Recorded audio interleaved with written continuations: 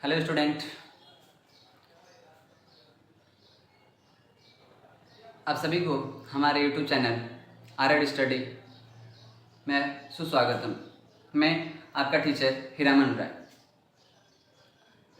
आशा करता हूँ कि आप लोग सब बढ़िया होंगे और घर पे मन लगाकर पढ़ाई लिखाई कर रहे होंगे।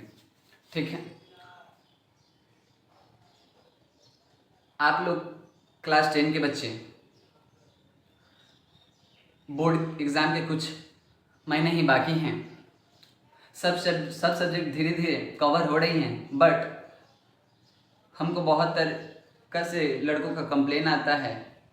बोलते हैं भैया कि हम मैथ प्रैक्टिस करते हैं भूल जाते हैं, मैथ प्रैक्टिस करते हैं भूल जाते हैं। एक बात बताइएगा आप लोग, क्या फर्स्ट दिन जब मैथ का आप लोग चैप्टर उठाए थे तो उस समय आप लोग का वीकनेस कैसा था? और आज जब आप 3 चैप्टर 4 चैप्टर 5 चैप्टर करके 6 चैप्टर में पहुँचे होंगे, जितने चैप्टर में आप पहुँचे होंगे, क्या पहले की स्थिति और आपकी स्थिति वैसे ही है, सेम टू सेम? ठीक है, कोई भी कदम बढ़ाने के पहले वो हार्ड लगती है, पर धीरे धीरे हम अपने उस रंग में रंग लेंगे तो हमारा हर प्रॉब्लम आसान हो जाएगी। यस या नो? आप सभी जानते हैं मैथ को सभी कोई डिसलाइक करते हैं, पर हमारे विद्यार्थी, हमारे स्टूडेंट्स डिसलाइक नहीं लाइक करेंगे। बोला जाता है कि math is the beauty of the subject. Math एक ऐसा सब्जेक्ट है जो आपकी क्रिएटिविटी को बढ़ाता है, आपकी सोचने समझने की क्षमता को बढ़ाता है, आपके सोचने के पावर को बढ़ा देता है। ठीक है, तो मैथ हार्ड नहीं है, आप लोग धीरे धीरे प्रैक्टिस कीजिएगा, हो जाएगी। चलिए, तो आज हम अपना chapter start, class West Bengal board के क्लास 10 का चैप्टर 4 आयत घन के बारे में आप लोग से कुछ बातें करते हैं। ठीक है, कुछ फार्मूले देखेंगे। फार्मूले तो कुछ होते नहीं, उसको याद करने की कोई ट्रिक फ्रिक तो कुछ होगी नहीं, पर हम बताएंगे कि फार्मूला बनती कैसे है, कैसे होगा। ठीक है, तो आप सब फिर से कॉपी पेन लेकर रेडी हो जाइए और जो हम बातें बोले उसको अपनी कॉपी में नोट डाउन कीजिए और बोर्ड पे जो सम देंगे आपको करने के लिए, उस सम करके हमारे कमेंट में लिख देंगे। ओके, चलिए स्टार्ट करते हैं अपने आज का सेशन। देखिए, आप लोग ने आयत घन के बारे में देखते हैं। ठीक, आयत घन होता क्या है? सबसे पहले आप बताओ कि आप लोग ने आयत देखा है? आयत के बारे में, आयत का डेफिनेशन आप लोग जानते होंगे। आयत किसे कहते हैं? तो आयत जिस चतुर्भुज की सभी भुजा, जिस चतुर्भुज की आमने सामने की भुजा क्या होती है? बराबर होती है। आमने सामने की भुजा बराबर होती है, उसे क्या कहते हैं? आयत कहते हैं। आयत कहते हैं, आयत कहते हैं जिसके आमने सामने की भुजा बराबर और प्रत्येक कोण यानी each angles contain 90 degree. Okay, सभी एंगल्स कितने के होंगे? 90 डिग्री के होंगे, तो उसमें उसे क्या कहते हैं? आयत। इसमें विकर्ण क्या होते हैं भैया? इसके कोना कोनी को ही क्या कहता है? जो लाइन मिला है उसे विकर्ण कहा जाता है। ठीक है, तो आयत में कितने विकर्ण होते हैं?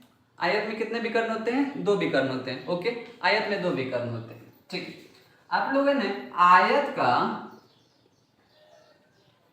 क्षेत्रफल कहीं ना कहीं आप लोगों ने पढ़ा होगा। आयत का क्षेत्रफल कहीं ना कहीं आप लोग पढ़ा होगा। क्षेत्रफल का फॉर्मूला आप लोग पढ़ा होगा, क्या होता है? लंबाई इंटू चौड़ाई, ये आपका फॉर्मूला होता है, आपने ये पढ़ा होगा। ठीक, उसके बाद हम आते हैं थोड़ा सा वर्ग में। वर्ग क्या होता है? वर्ग का डेफिनेशन आप लोग बता पाओगे?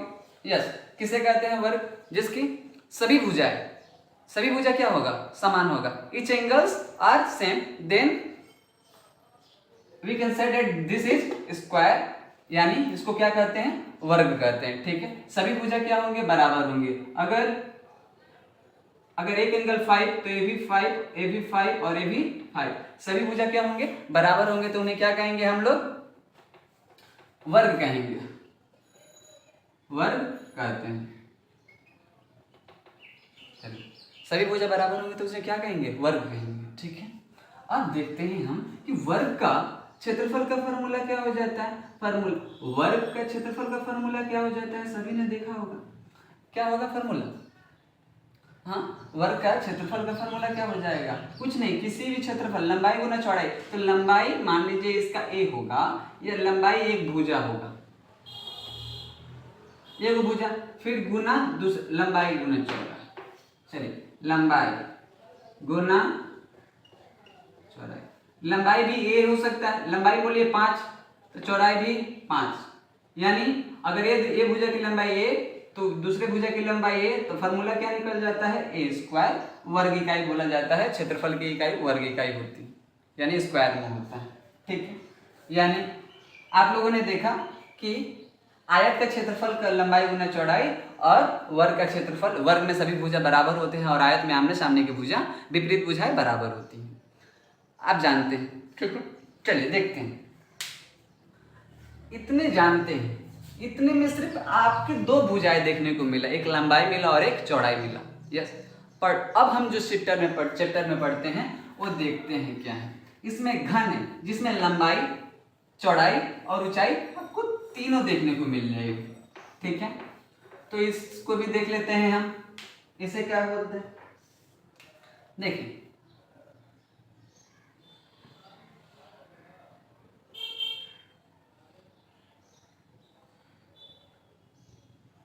ए हो गया, इसमें आपको लेंथ देखने को मिल जाएगा, ब्रेथ देखने को मिल जाएगा और हाइट देखने को मिल जाएगा। यानी इसमें क्या होगा, क्या क्या देखने को मिल जाएगा आपको, लंबाई देखने को मिल जाएगी आपको। ठीक है, चौड़ाई देखने को मिल जाएगी और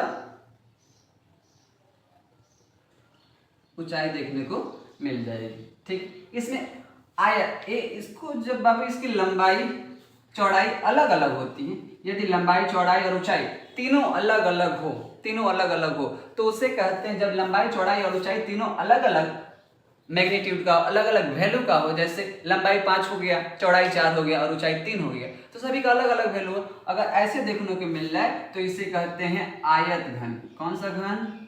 आयत घन, आयत घन कहा जाता है। ठीक है, घन। और यदि आपको लंबाई चौड़ाई और ऊंचाई, लंबाई चौड़ाई और ऊंचाई तीनों आपको सेम मिल जाए, सेम मिले, तो इसे कहा जाता है घन। क्या कहा जाता है? घन। ये सिर्फ घन होते हैं जिसमें लंबाई चौड़ाई और ऊंचाई का जो वैल्यू होता है समान होगा, और ये होते हैं आयत घन जिसमें लंबाई चौड़ाई और ऊंचाई का वैल्यू अलग अलग होगा। ठीक है, आगे देखते हैं। याद रखिएगा, इस आयत घन में लंबाई चौड़ाई और ऊंचाई का जो वैल्यू होता है वो अलग अलग होंगे, जो मान होते हैं, जैसे लंबाई 5 मीटर हो गया, चौड़ाई 4 मीटर हो गया, सबका वैल्यू अलग अलग होगा, पर इसमें लंबाई चौड़ाई और ऊंचाई सेम होंगे। ठीक है, अब हम देखते हैं कुछ और। देखिए, हम बोले कि इसमें अब सभी घन के ही बारे में देख रहे हैं।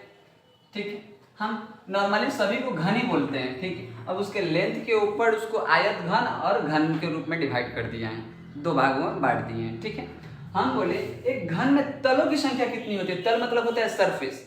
हम बोले एक घन उठाया आप लोग के सामने, एक घन, हम एक घन वाले शेप को लेते हैं, देखते हैं इसमें तलों की संख्या कितनी होती है, सरफेस की संख्या कितनी होती है, उसी के अकॉर्डिंग हमारा सब फार्मूला आपको रटना नहीं है, फार्मूला आपको रटना ही नहीं है, हम आपको रटवाएंगे ही नहीं फार्मूला।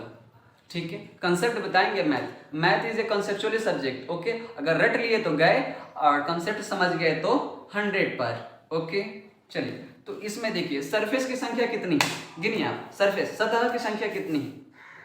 एक सतह, दो सतह हो गया, 3, 4, 5 और 6, टोटल कितने सतह हो गए? 6 सतह। तो एक आयत घन में या घन में ही देखिए, घन में सतह की संख्या कितनी होती है बाबू? 6 होती है। कितनी होती है? घन में सतहों की संख्या 6 होती है। ठीक है, उसके बाद हम देखते हैं इसमें साइड, कितने साइड है, इसमें भुजा कितने हैं, कितने भुजा है, मतलब एक घन बनाते हैं तो कितनी भुजा की आवश्यकता पड़ती है, हम भुजा देखते हैं। ओके, तो भुजा देखिए, इसमें काउंट कीजिए भुजा। ऊपर में एक भुजा, ठीक है, 2 भुजा, 3 भुजा, 4 भुजा। ओके, 4 भुजा इधर, 4 भुजा इधर, कितना हो गया? 8, ये 9 भुजा, 10, 11 और 12। टोटल कितने भुजाओं की संख्या? एक घन में भुजाओं की संख्या कितनी होती है? घन में भुजाओं की संख्या कितनी होती है? भुजाओं की संख्या 12 हो गई। उसके बाद भुजाओं की संख्या हो गई, भुजाओं की संख्या 12 हो गई। उसके बाद देखते हैं, आते हैं शीर्ष बिंदुओं की संख्या। शीर्ष बिंदु क्या होती है? कॉर्नर को ही शीर्ष बिंदु कहा जाता है। इसमें कितने कॉर्नर है? जब तक हम लिख रहे हैं तब तक आपने कोई शेप निकाल कर काउंट कीजिए। शीर्ष बिंदु कितने हैं उसमें सरफेस कॉर्नर। देखिए इसमें कितने कोने हैं, यानी इसे शीर्ष बिंदु भी कहा जाता है और कॉर्नर भी कहा जाता है। आपने कोने, हम लोग के साधारण लैंग्वेज में कोना काउंट कर लीजिए। ठीक है, देखिए कितना कोना है, हम देखते हैं, बहुत भारी बुक है। 1 2 1 2 3 4, फिर 5 6 7 8। टोटल कितने कॉर्नर हैं? कॉर्नरों की संख्या हो गई 8। कितने? 8। ठीक है, उसके बाद आती है विकर्णों की संख्या। विकर्ण की संख्या, देखिए विकर्ण की संख्या। विकर्ण क्या होती है भैया? कोना कोनी जो लाइन ऐसे खींची रहती है उसी को क्या कहते हैं? विकर्ण कहते हैं। क्या कहते हैं? विकर्ण कहते हैं। तो बताइएगा वर्ग में, अच्छा है, आयत में विकर्णों की संख्या कितनी थी? 1 और ये 2। और यही वाली भुजा सबसे बड़ी हुआ करती थी। ये वाला भुजा और ये वाला भुजा का योग हुआ करता था। ये भुजा पाइथागोरस के नियम आप लोग पढ़ चुकी होंगी, देख समझ में आया होगा उसमें से। तो विकर्ण सबसे बड़ी भुजा होती है। ठीक है, तो बोला है कि विकर्ण, आयत में कितने विकर्ण है? देखिए तो 1 2 विकर्ण है। और वैसे ही घन में कितने, तब आप लोग को काउंट करा देते हैं। देख लीजिए कितने विकर्ण है। इधर से एक ले गए 1, इधर से एक ले गए 2, इस वाले साइड में आए, इधर से एक ले गए 3, इधर से एक ले गया 4। तो टोटल कितने विकर्णों की संख्या है? 4। ठीक है, ये कुछ इंफॉर्मेशन हमें जरूरत लगेगी, इसको नोट डाउन कर लीजिए फटाफट। हम लोगों ने बेसिक सा, तो बताइए घन में समग्र तल की संख्या 12। घन में समग्र तल की संख्या कितनी? 6। ओके, तो जितने भी हम आपको कुछ लिखा है, घन में विकर्णों की संख्या कितनी होती है भैया? 4। घन में शीर्ष बिंदुओं की संख्या कितनी होती है? तो 8। ठीक है, किनारों की संख्या यानी साइड की संख्या, भुजाओं की संख्या बोल दे, किनारों की संख्या बोल दे, हमको क्या काउंट करके लिख देना है। एग्जाम में नहीं समझ में आए, बगल में कोई बुक होगा, पेज होगा, कुछ भी उठा कर देख के लिख सकते हैं कि उसमें कितने घर में विकर्णों की संख्या कितनी होती है, क्या होती है। चलिए, तो हम लोगों ने थोड़ा सा बेसिक कंप्लीट करके आए अपने थोड़े से कुछ फॉर्मूले पे। ठीक है, फॉर्मूले पे तो नहीं, पर इसको फॉर्मूला हम रटवाएंगे नहीं, समझाएंगे कि ये फॉर्मूला आया तो आया कैसे। ठीक, जैसे हम बोले घन के समग्र तल, तो समग्र तल का क्या अर्थ होता है? समग्र तल का अर्थ होता है कि टोटल तल। तो टोटल तल कितनी है? घन में तलों की संख्या कितनी है? टोटल 6। ठीक, हम बोले कि एक वर्ग में तलों की संख्या कितनी होती है? एक वर्ग में तो तलों की संख्या 1। वही बोल दे कि एक घन में तलों की संख्या कितनी होती है, तो घन में तलों की संख्या कितनी हो गई? घन में तलों की संख्या 6 हो गई। क्या हो गई? 6। ठीक है, अब आप हमको बताइए कि एक वर्ग का क्षेत्रफल जिसकी लंबाई चौड़ाई और ऊंचाई सब समान होती है, लंबाई चौड़ाई सब समान होती है, तो उसका क्षेत्रफल का फॉर्मूला अभी अभी हमने फर्स्ट क्लास में ही, क्लास के शुरू होते ही हमने पढ़ा था कि एक वर्ग का क्षेत्रफल का फॉर्मूला क्या होता है। क्या होता है वर्ग का क्षेत्रफल का फॉर्मूला? ए का स्क्वायर। ए का स्क्वायर पढ़े थे भैया। एक कौ तल का फॉर्मूला है? एक तल का। कितना तल का? घन वर्ग के एक तल का क्षेत्रफल का फॉर्मूला क्या होता है? ए स्क्वायर। एक तल का ए स्क्वायर तो 6 तल का, 6 तल का तो 6 तल का होता है आपका 6 स्क्वायर। यानी आपको पूछा जाए, बताया जाए, सब में बोले कि किसी घन का समग्र तल का क्षेत्रफल निकालिए, तो समग्र तल मतलब होता है टोटल तल, और एक वक्र तल होता है, एक वक्र तल होता है। और वक्र तल का मतलब होता है कि 6 तल में से कुछ तल गायब होना। यानी वो आपको बता देगा कि 4 तल है, 5 तल है, 3 तल है, ऐसे दे देगा। पर अगर समग्र तल बोल रहा है यानी टोटल वो 6 तल की, 6 सरफेस की बात कर रहा है। ओके, समझ में आया? तो बताइए, अगर एक तल का फॉर्मूला होता है आपका ए स्क्वायर क्षेत्रफल निकालने का, तो 6 तल का फॉर्मूला क्या होता है? 6 स्क्वायर। क्या? 6 स्क्वायर। और इसकी इकाई यूनिट स्क्वायर होता है, यूनिट का स्क्वायर।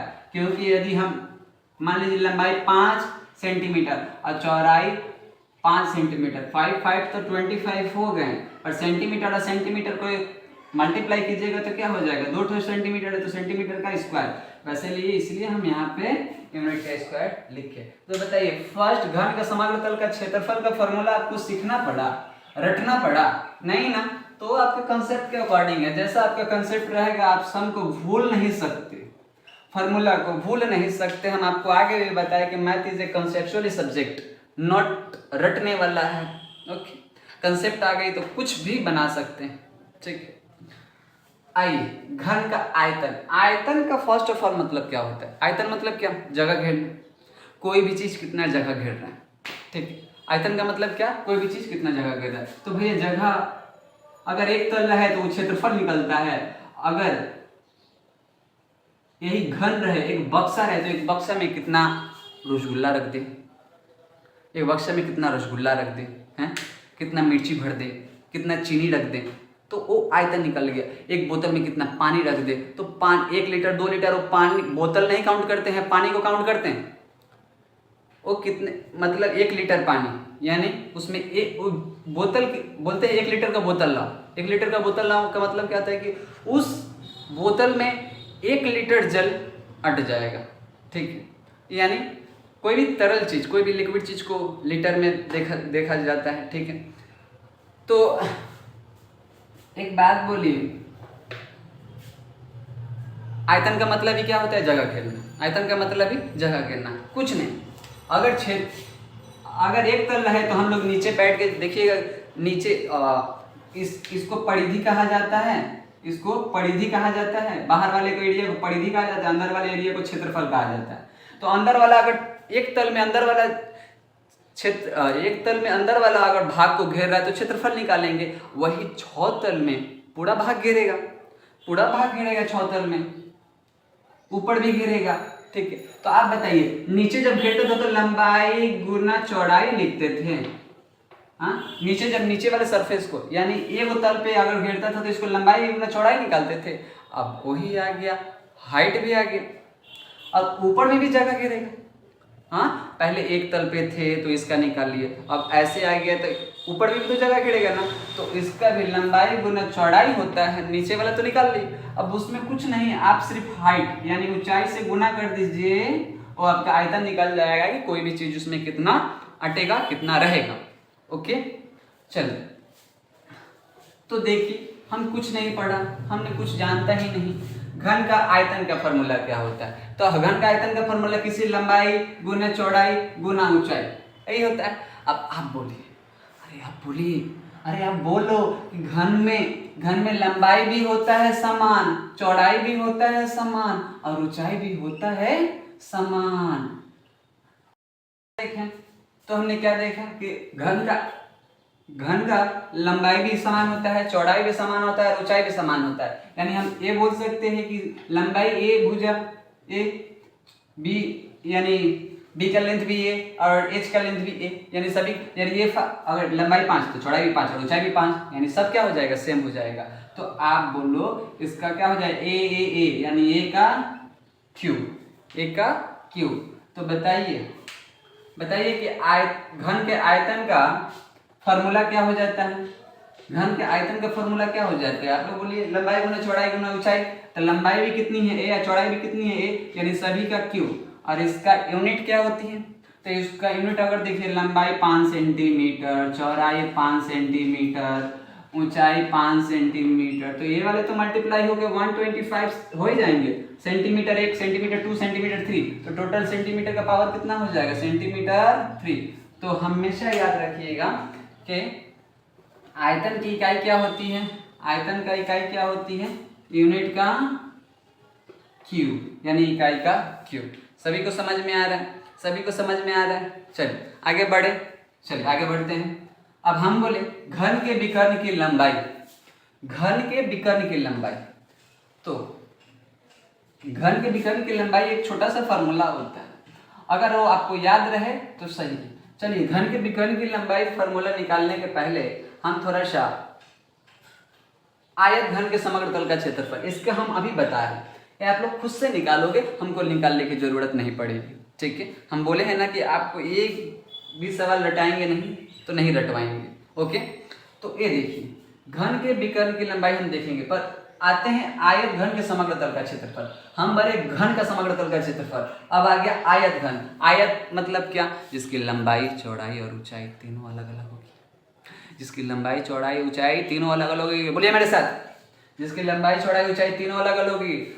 लंबाई चौड़ाई और ऊंचाई अगर सेम हो जाए तो घन, और अलग अलग रहे तो आयत घन। यस या नो, यस या नो, समझ में आई। चलिए तो आयत घन के समग्र तल का क्षेत्रफल का फॉर्मूला क्या होता है, ये आप देख लो, 2। अगर इसको डिस्क्राइब करने जाए तो कम से कम 5-10 मिनट लग जाएगी। अगर आपको ना समझ में आए तो हमारे कमेंट बॉक्स में लिख दीजिएगा कि भैया हमको नहीं समझ में आ रहा, इसको हम और 5 मिनट का वीडियो बढ़ाकर आप लोग के लिए हम इसको, इस फार्मूला को भी समझा देंगे, ठीक है। पर थोड़ा सा देख लीजिए, इस फार्मूला को देख लीजिए, 2 इंटू लंबाई इंटू चौड़ाई प्लस चौड़ाई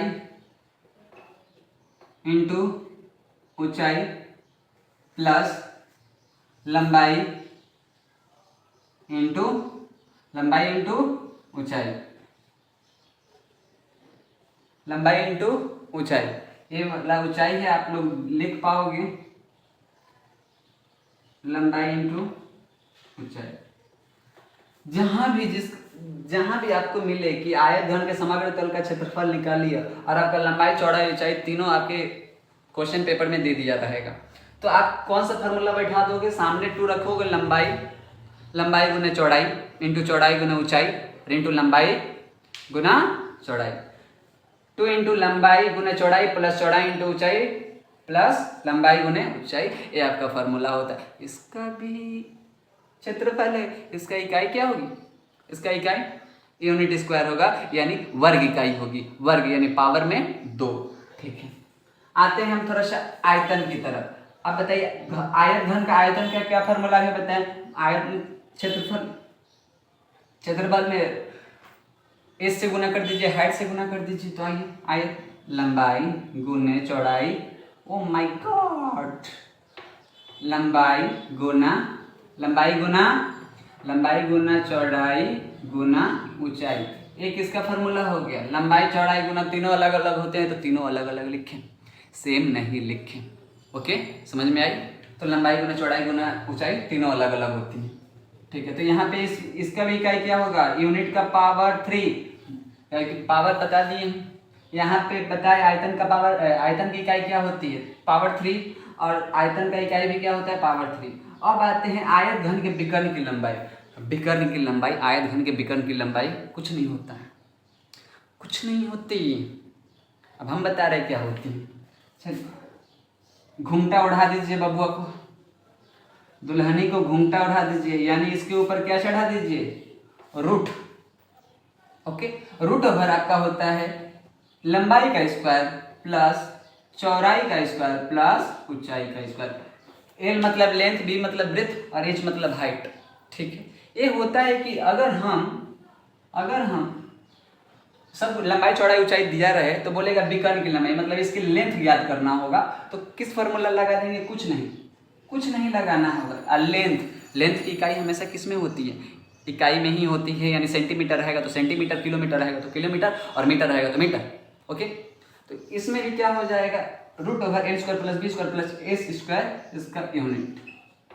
तो एग्जाम में आपको लंबाई चौड़ाई और ऊंचाई तीनों दिए रहेंगे, तीनों दिया रहेगा। आपको निकालना क्या रहेगा? Length of the cuboid. ठीक है, आपको घन का आयतन निकालना होगा। ठीक है, तो ये हुआ मेरा फॉर्मूला। अब आते हैं आयत घन के विकर्ण की लंबाई निकालें। हम आपको क्या बोले थे कि घन के विकर्ण की लंबाई अपने खुद से निकालिएगा। तो खुद से कैसे निकालिएगा बताइए? हम घन के विकर्ण निकाले तो घन की लंबाई का मान देखिए। मान लीजिए लंबाई होता है एल पावर स्क्वायर, चौड़ाई भी सेम होता है तो घन का चौड़ाई ए स्क्वायर प्लस ऊंचाई भी क्या हो जाएगा? तो लंबाई भी ए होता है, चौड़ाई भी ए होता है और ऊंचाई भी ए होता है। मान लीजिए ए होता है तो आप क्या कीजिएगा? देखिए, तो तीनों को ऐड कर दीजिए, ए स्क्वायर, तीनों क्या हो जाएंगे? 3a square root over. ठीक है, अब इसमें स्क्वायर कौन है? ए वाला, तो दो है तो एक तो क्या हो जाएगा? दो है तो जुड़वा में एक बाहर आ जाएगा। जुड़वा हमेशा बाहर आ जाते हैं, जुड़वा बाहर आ जाएंगे। तो यहाँ पे क्या लिखेंगे? क्या हो जाएगा?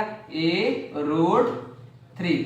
तो घन के विकर्ण की लंबाई क्या हो जाता है? ए रूट 3 यूनिट, यानी इकाई। ठीक है, एक टोटल फार्मूला हम आप लोग को करवा दिए। इसके बाद हम कुछ सम करवाएंगे, उस सम को आप लोग स्वयं से कीजिए, नहीं तो हम आपके हेल्प कर देंगे। ठीक है, ओके। तो फटाफट इस फार्मूलों को अपनी कॉपी में नोट डाउन कर लीजिए, डाउनलोड कर लीजिए। ओके, चलिए फटाफट। कोई दिक्कत, कोई प्रॉब्लम होगा तो आप हमारे कमेंट सेक्शन में अपना थॉट, अपने आइडिया, वीडियो क्वालिटी कुछ भी हो आप हमको बता सकते हैं। हम ट्राई करेंगे उसको बेहतर करने के लिए। ठीक है, ओके, कीजिए फटाफट। आइए तो हम अपना फर्स्ट क्वेश्चन देखते हैं। सभी फार्मूले हमने देखे, सभी फार्मूले पढ़े।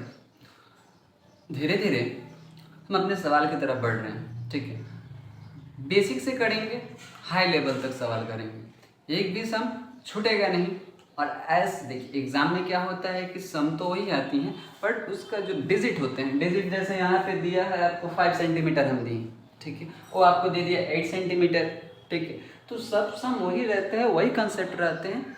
थोड़ा सा आप लोग को थोड़ा सा ध्यान में रखे फार्मूला का कंसेप्ट, सवाल क्या बोला, सवाल को पढ़ना सीखिए। सब कोई आगे सवाल को पढ़ना सीखिए, समझना सीखिए, तब कोई भी सवाल आप लोग बना पाओगे। ओके, चलिए तो हम देखते हैं क्या बोला है। समझे क्या बोला है? एक घन है जिसकी लंबाई चौड़ाई या ऊंचाई क्या है? सभी समान हो गया। लंबाई 5 तो चौड़ाई भी 5, ऊंचाई भी 5, सभी कुछ क्या होगा? 5 होगा। ठीक है, तो एक घन की एक भुजा की लंबाई, यानी एक भुजा दे दिया है, घन भी बोला है, यानी सभी भुजा क्या हो जाएंगे? बराबर रहेंगे। लंबाई बराबर, चौड़ाई भी बराबर, ऊंचाई भी बराबर, क्या दिक्कत? ठीक है, तो एक भुजा की लंबाई 5 सेंटीमीटर है तो घन के समग्र तल का क्षेत्रफल, समग्र तल यानी टोटल तल, कितने तल होते हैं? तल कितने होते हैं? 6। कितने तल होते हैं? 6। तो अगर ए को तल रहता है तो ए स्क्वायर, 6 को तल है तो 6 स्क्वायर। ठीक, तो घन के समग्र तल का क्षेत्रफल, हल देख लीजिए आप लोग। हल, घन की एक भुजा की लंबाई, घन की एक भुजा की लंबाई कितना दिया हुआ है? लंबाई कितना दिया हुआ? घन की एक भुजा की लंबाई आपको दिया हुआ है 5 सेंटीमीटर। उसके बाद इसलिए घन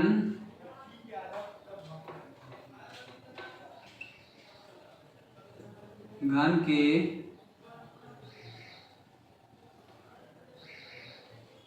समग्र तल का क्षेत्रफल, घन का समग्र तल का क्षेत्रफल। अभी अभी अभी अभी आपने फार्मूला पढ़ा, क्या पढ़ा? पढ़ा था, पढ़ा क्यों? हमने अभी भी बताया था, क्या पढ़ा? 6a² 6a² वर्ग इकाई, यही होता है, यानी यूनिट का स्क्वायर वर्ग इकाई। 6a मतलब क्या? ए आपको क्या डिनोट करता है? ए मतलब भुजा। तो भुजा की लंबाई कितना दिया है? 5 यानी 5 का स्क्वायर, ठीक है। बाबू सेंटीमीटर में दिया है तो यहाँ पे क्या हो जाएगा? वर्ग सेंटीमीटर, वर्ग सेंटीमीटर, ठीक। अब बताइए 6 इंटू 25 का स्क्वायर कितना होता है? 25 ए वर्ग सेंटीमीटर, ठीक है। 6 25 6 जा आता नहीं है पढ़ा जा, तो 25 6 जा आता है 150, कितना? 150 वर्ग सेंटीमीटर। यही आपका क्या हो गया आंसर? यही आपका क्या हो गया? घन के समग्र तल का क्षेत्रफल। बोलिए यस या नो, समझ में आया? हाँ या ना समझ में आया? अगर हाँ तो कमेंट में यस, और नहीं आया तो कमेंट में यस, ठीक है। अगर नहीं समझ में आया तो आप हमसे पूछ सकते हैं कमेंट, ओके। तो ये ऐसे समझ, एक सम हम खुद दे, आप लोग ट्राई कीजिएगा घर पे, होमवर्क दे। चलिए होमवर्क देते हैं आप लोग को एक सम, इसे आगे कंप्लीट कीजिए। ये आपके लिए होमवर्क, ये आप लोग के लिए होमवर्क दिए। चलिए ये आप लोग के लिए होमवर्क।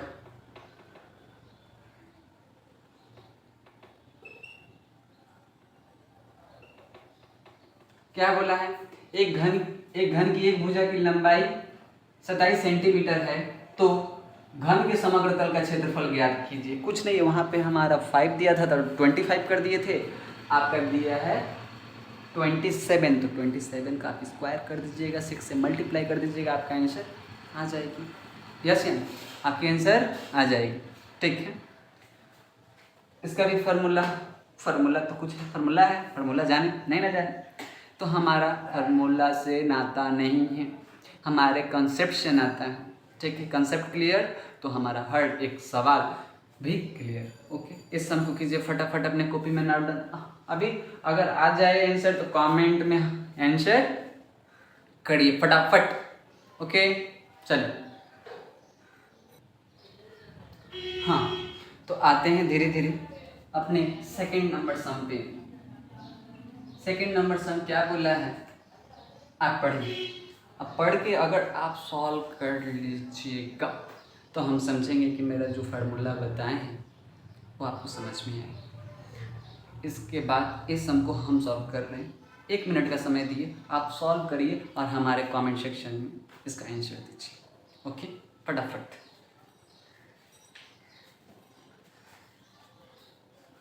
कर दिए आंसर? आइए हम बताते। एक घन की एक भुजा की लंबाई दे दिया है 6 सेंटीमीटर। घन मतलब सभी भुजा क्या होंगी? सेम होंगी। घन मतलब सभी भुजा सेम होंगी। 6 सेंटीमीटर है तो आयतन ज्ञात करना है, मतलब उसमें कितना सामान रख सकते हैं और कितना कैपेसिटी, आयतन मतलब होता है कैपेसिटी, उसका कैपेसिटी कितना है कुछ भी रखने का, तो उस कैपेसिटी को निकालते हैं, उस आयतन जगह को निकालते हैं, ठीक है। तो हम लोगों ने घन का आयतन का हल देखिए। आयतन का फॉर्मूला, हमें आयतन क्या बताया था? नॉट फॉर्मूला, लंबाई और चौड़ाई नीचे का है, अगर सरफेस क्षेत्रफल होता है उसमें हाइट से मल्टीप्लाई कर दीजिए, तो इसमें लंबाई चौड़ाई सब तो एक ही है, तो घन का क्षेत्रफल, सॉरी घन का आयतन,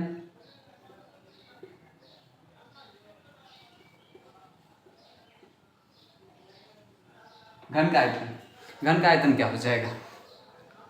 घन का आयतन आपने अभी अभी अभी अभी अभी अभी फॉर्मूला देखा, तो देखा क्या? मैंने ये देखा घन का आयतन का फॉर्मूला, मैंने ये देखा कि क्यू, एक का भुजा का क्यू घन के लिए और आयत घन के लिए लंबाई चौड़ाई ना, ओके। तो घन का आयतन एक क्यू, वर्ग इकाई या घन इकाई, पावर घन मतलब 3 डायमेंशन घन इकाई, अगर 3 ठो रहे तो घन इकाई, ठीक है। इसको हम अन्य तरीका से कैसे ले सकते हैं? अनदर वे से कैसे लिख सकते हैं, यूनिट का क्यू, अगर यूनिट सेंटीमीटर है तो सेंटीमीटर का क्यू, किलोमीटर है तो किलोमीटर का cube. Okay then let's go my child. क्या है, भुजा कितना दिया है 6, 6 का क्यू घन, इकाई, इसमें इकाई क्या दिया सेंटीमीटर, तो क्या हो जाएगा सेंटीमीटर, इसको आप ऐसे भी लिख सकते हैं सेंटीमीटर का क्यू। अब बताइए 6 का क्यू कितना होता है, कितना होता है, नहीं पता, नहीं पता, छोटी बच्ची हो क्या, नहीं पता, अभी पता चलेगी। 6 में 6 को 3 टाइम्स, 6 में 6 से मल्टीप्लाई कीजिएगा 36, और 36 में 6 से मल्टीप्लाई कीजिएगा तो आएगा 216, 216 सेंटीमीटर क्यूब, यानी जो घन होगा वो कितना, उसका कैपेसिटी होगा 216 centimetre cube, 216 centimetre cube. Any दिक्कत, एनी डाउट, কিছু ডাউট থাকলে আমার থেকে জিজ্ঞেস করে নেবে। Okay let's go.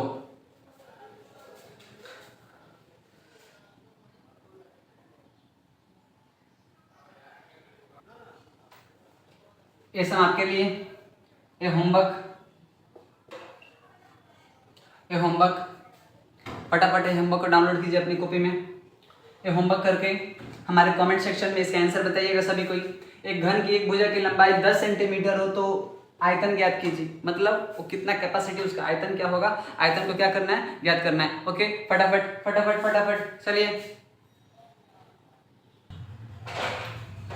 ये क्या बोलना है, इस सम को देखते हैं। ये सम नंबर मेरा हुआ 3। क्या बोला है इस सम में, एक घन की एक भुजा की लंबाई 12 सेंटीमीटर है तो घन की विकर्ण की लंबाई ज्ञात कीजिए। अपने कॉपी को खोलिए, जहाँ फार्मूला लिखे वहाँ पे देखिए कि घन का विकर्ण का फार्मूला मैंने क्या लिखाया। मैंने फार्मूला लिखाया तो लिखाया क्या लिखाया, तो मैंने फार्मूला ये लिखाया, मैंने फार्मूला ये लिखाया कि घन दे धनाधन घन की विकर्ण की लंबाई, मैंने ये लिखाया क्या, मैंने ये लिखाया कि भैया भुजा रूट 3 काई, कुछ नहीं बाबू, कुछ नहीं হয়েছে তোমাকে এইদিকে দেখেছো, এই দেখো ভুজা की लंबाई কত দিয়েছে, 12 এইদিকে পুট করে দেবেন and then you can get your answer. What is the answer? तो विकर्ण की लंबाई कितनी हो जाए, विकर्ण की लंबाई कितना हो जाएगा 12√3 सेंटीमीटर। हाड़े लोचा वाला सवाल दे रहे हैं भैया, कितना आसान है, कर पाएंगे आप। अब आते हैं हम एक्सरसाइज का सम करते हैं। ओके चलिए, तो इस सम को नोट डाउन कर लीजिए फटाफट। मज़ा आ रही है, एक बार चैनल को लाइक कर दीजिएगा तो और मज़ा आ जाएंगी, ठीक है। चलिए आइए इस टाइप का सम देखते हैं बाबू। याद रखिएगा हमने जो भी सवाल किए वो बेसिक थे और एग्ज़ाम में इस टाइप के ही सम आते हैं, ठीक है। 1 मार्क्स 2 मार्क्स का इस टाइप का सम आता है। हमने जो करवाया वो आपका बेसिक था, ठीक है, हमने जो करवाया वो आपका बेसिक था। अगर बेसिक मजबूत रहे तो बड़ी से बड़ी चट्टानों को हम हिला देंगे, ठीक है। इसलिए घर का नींव मजबूत बनाया जाता है, कमज़ोर नहीं। हमने कोशिश की कि आपका बेसिक थोड़ा सा मजबूत हो। कोशिश करता हूँ, आशा रखता हूँ कि आप लोग का बेहतर से बेहतर मार्क्स आप लोग गेन कर पाएँ। ओके, तो इस सम को देखते हैं। क्या बोला है, यदि घन के समग्र तल का क्षेत्रफल 150 वर्ग मीटर हो तो उस घन की एक भुजा की लंबाई ज्ञात कीजिए। यानी इसने भुजा की लंबाई आपको दिया नहीं है, साइड कितना है आपको दिया नहीं है, डायरेक्ट दे दिया है समग्र तल का क्षेत्रफल। समग्र तल का क्षेत्रफल कितना होता है, घन का 6a²। ये वाला दे दिया, ये वाला कितना दे दिया है आपको 150 दे दिया है, ये दे दिया है। ओके, ये आपको दे दिया है ये वाला, अब बोला है किसका लंबाई निकालने के लिए, भुजा की लंबाई। एक भुजा की लंबाई कैसे निकालेंगे वो हम बताइए, आप बताओ, हम बताते हैं। आइए मेरे साथ, आइए मेरे साथ, आते हैं मज़ा सवाल को बनाने में, आइए मेरे साथ, आइए देखते हैं। ये लास्ट सम कर रहे, इसके बाद हम वीडियो फिर बना के देंगे। आइए हल करते हैं।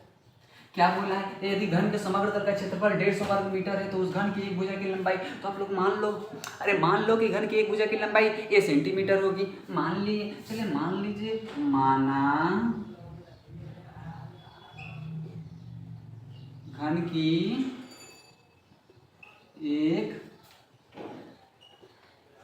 भुजा की, माना घन की एक भुजा की लंबाई वट वट वट ए मान लीजिए, ए मीटर में दिया है तब आप इसको भी मीटर में मान लीजिए। माना एक भुजा की लंबाई ए मीटर, क्या माने ए मीटर, तो आप लोग ये बता सकते हो, क्या आप लोग ये बता सकते हो कि घन के ए भुजा को लेकर घन का समग्र तल का क्षेत्रफल क्या हो जाएगा, क्या आप बता सकते हो। माना घन की एक भुजा की लंबाई ए सेंटीमीटर, तो उसको समग्र तल का क्षेत्रफल क्या हो जाएगा, बोलिए क्या हो जाएगा समग्र तल का क्षेत्रफल, चूंकि इसलिए समग्र तल, जब भुजा की लंबाई ए तो समग्र तल का क्षेत्रफल क्या हो जाएगा 6a स्क्वायर।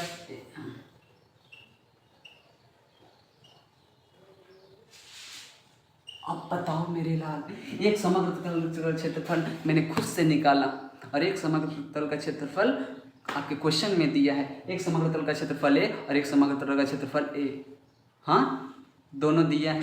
एक समग्र तल का क्षेत्रफल 6a स्क्वायर और एक समग्र तल का क्षेत्रफल 150, देन दोनों आपस में क्या है, इक्वल है, इक्वल है, ठीक। तो हम दोनों को क्या कर देंगे, एक समग्र तल का क्षेत्रफल हम निकाला, एक समग्र तल का क्षेत्रफल है, तो दोनों को कर देंगे प्रश्नानुसार, जिसे हम लोग ए टी और पी भी बोलते हैं, अकॉर्डिंग टू प्रॉब्लम भी कहते हैं, कहते हैं। तो आइए क्या कहते हैं, 6a स्क्वायर बराबर कितना हम कर देते हैं, 150 कर देते हैं, कर दिए बाबू। इधर इधर इधर इधर मल्टीप्लिकेशन में है ए, उधर जाएगी तो क्या हो जाएगा 6/100/150, इसको आप कैंसिल आउट कीजिए,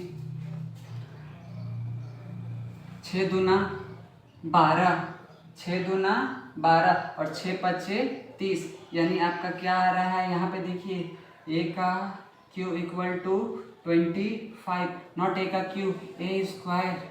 और बाबू अगर स्क्वायर उधर जाएगा तो क्या हो जाएगा, घूंघट हो जाएगी, क्या हो जाएगी, घूंघट, यानी √25, देन योर आंसर √25 किसका वैल्यू होता है, 5 का। अतः घन की एक भुजा की लंबाई कितना हो गया, भुजा की लंबाई कितना हो गया, कितना, भुजा की लंबाई 5 मीटर, 5 मीटर। ये आपका हुआ क्वेश्चंस। एक सम हम दे रहे हैं, आप लोग कीजिएगा, एक सम हम दे रहे हैं, आप लोग कीजिएगा। क्या ऐसे ही सम दे तो लीजिए, आपको यह सम आपको दे रहे हैं, लीजिए, ये आपका होमवर्क, ये रहा आपका होमवर्क करके फटाक देकर कमेंट सेक्शन में इसका आंसर आप लोग सेंड कीजिएगा। ये आपका होमवर्क क्या है, यदि घन के समग्र तल का क्षेत्रफल 486 वर्ग मीटर हो तो उस घन की एक भुजा की लंबाई क्या होगा। वैसे ही मान लेंगे घन की एक भुजा की लंबाई मान लीजिए ए, तो घन के समग्र तल का क्षेत्रफल क्या हो जाएगा 6a स्क्वायर, 6a स्क्वायर। आप क्या कीजिएगा, 6a स्क्वायर इक्वल टू क्या 486 को इक्वल कर दीजिएगा और वहाँ से जो काट कूट का रहेगा वही आपका क्या होगा, आंसर होगा। यस या ना। चलिए आज का क्लास यहीं तक रहेगी। अगर आपको कोई और टॉपिक का वीडियो चाहिए, फिजिक्स का, लाइफ साइंस का, तो आप हमारे कमेंट सेक्शन में बता दीजिएगा, जो चाहिए हम आपके लिए अवेलेबल कर देंगे। ओके, सभी को फिर से थैंक्स, और आशा करते हैं कि अभी एग्ज़ाम के कुछ ही मंथ हैं, आप लोग सब कोई बेहतर से बेहतर बनिए और गेन कीजिए हाई मार्क्स, क्योंकि आपकी आशाएं हमसे भी जुड़ी हैं। हमारी जो आशा है आपसे जुड़ी है, आपके माता पिता की आशाएं आपसे जुड़ी हुई हैं। तो आप लोग अपने आप को बेहतर बनाओ, और ख़ास करके मैथ एक ऐसा सब्जेक्ट है, फिर से हम बोले, math is the beauty of the subject. Math एक सुंदरता है, जो अपनाएं और निखरेंगे। ओके, सभी को धन्यवाद। ओके, चलिए, तो वीडियो को आप लाइक कीजिएगा, कमेंट कीजिए और हमारे चैनल को सब्सक्राइब भी कर दीजिएगा। ओके, धन्यवाद।